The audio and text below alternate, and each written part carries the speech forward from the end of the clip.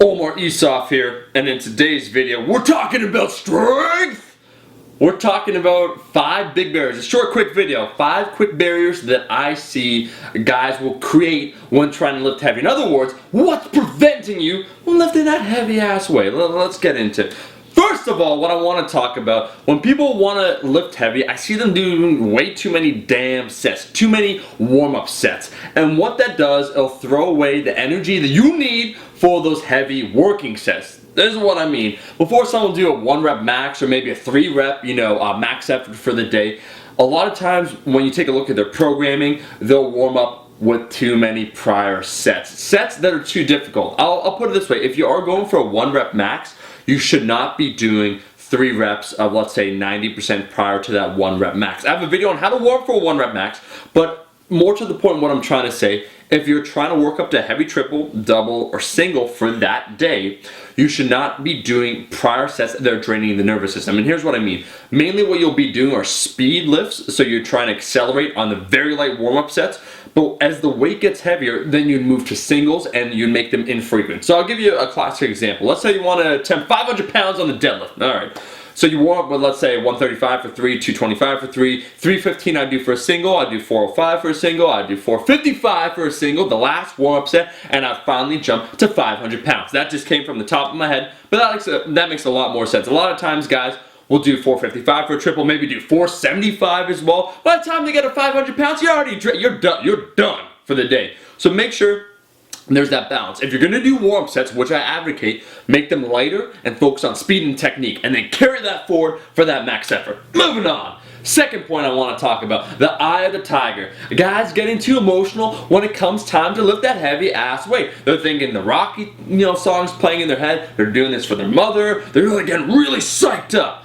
And the problem with that is that they mistake emotion for focus and intensity. If you ever wanted to see, actual genuine intensity and focus, look at a Russian Olympic lifter before they lift that weight. Stoic, stone cold, they're there, they're in the zone. What I'm trying to say, if you get too emotional, too hyped up prior to the actual set, prior to that 1 rep max, and you wait too long, it's very draining on the nervous system because you're amped up, you're ready to go, you're gonna fuck shit up.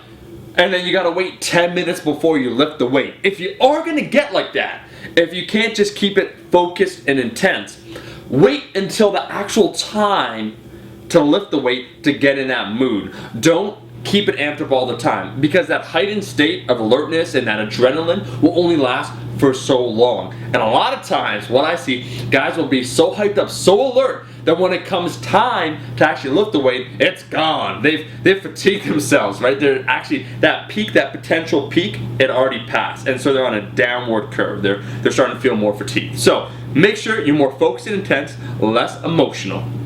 Another third point I want to talk about is just in general programming, right? When we talk about strength.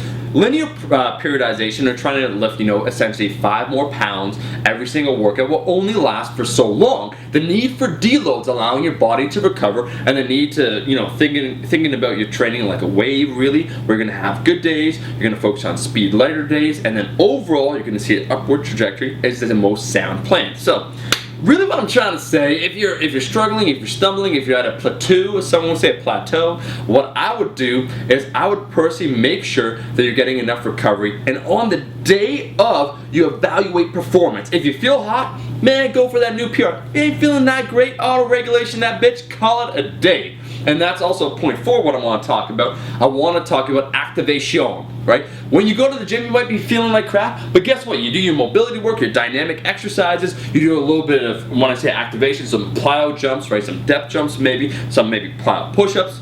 You're evaluating yourself on that day, and you're also trying to awaken that nervous system.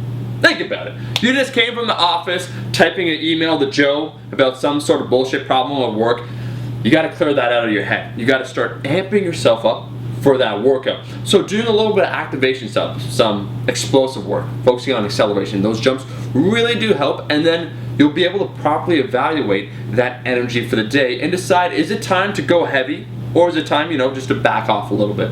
And that's really what I wanted to talk about, guys, when I said 5 essential points when it comes, 5 barriers really, that are limiting you. The final 5th one that I also will just add on top of that is that mental barrier. A lot of times we'll create these artificial barriers in our head. Oh man, it'd be incredible to bench press 300 pounds. That's some artificial barrier, and what we'll do, we'll never quite achieve that because we're always thinking, oh, that's such a big lofty goal, I'm never going to get it. I felt kind of the same way with the 500 pound deadlift. Oh man, it's a really big friggin' goal to achieve. Will I achieve? Nah man, you gotta focus, you gotta program it, and when it's time to lift, you gotta lift that weight. Don't let goals become barriers, right? Where it's like the end point. Ha! That's it. I did my 300 pound bench. I'm done. No. You got to go beyond those barriers, beyond those goals. You got to see beyond the road you're driving. Guys, 5 tips, strength, what's limiting you, that's all. I'm trying to keep it short, talking fast here. Thank you for watching. If you liked the video, make sure to show your support and like the video. It is appreciated. If you're not a subscriber yet, you want to gain some strength, you want to build some muscle, you did come to the right channel, you should be subscribed. The rest of you guys, I'll be seeing all of you in the next video.